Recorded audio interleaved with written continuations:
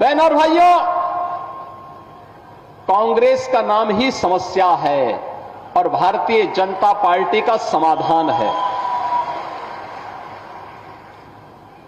जो समस्या है उसके लिए बहाना चाहिए।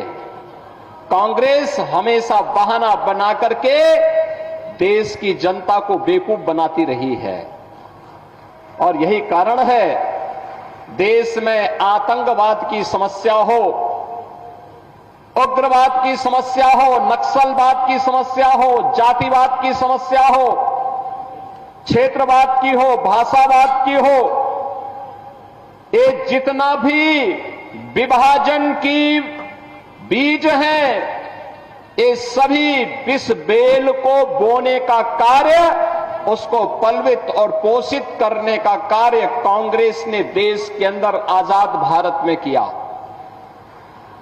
हिंदुओं को कमजोर करने का पाप किया और इनके पाप का परिणाम है यह आतंकवाद। कांग्रेस की सरकार जब केंद्र में थी और जम्मू कश्मीर में उसके साथ सहयोगी दलों की सरकारें चल रही थी, तब पत्थरबाजी की घटना होती थी। धड़ल्ले से यहां पर किस तरह की घटनाएं होती थी किसी से छुपा हुआ नहीं है। लेकिन आपने देखा होगा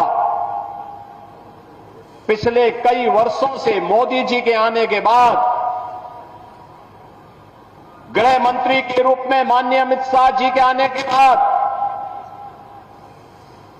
आतंकवाद अंतिम श्वास गिन रहा है और पत्थरबाज पूरी तरह गायब हो गए हैं।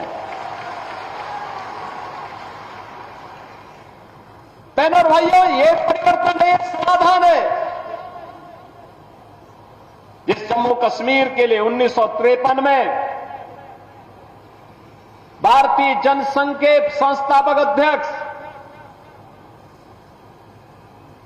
डॉक्टर श्यामा प्रसाद मुखर्जी ने अपना बलिदान दिया था,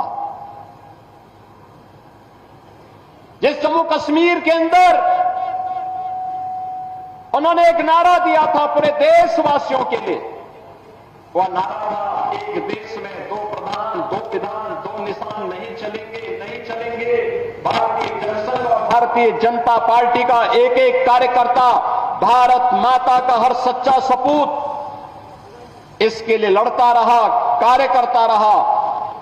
डॉक्टर श्यामा प्रसाद मुखर्जी के उस सपने को साकार करने का कार्य किसी ने किया है तो प्रधानमंत्री मोदी जी ने किया। 370 सदैव के लिए समाप्त कर दिया, 35A सदैव के लिए समाप्त कर दिया। आतंकवाद की नर्सरी समाप्त हो गई।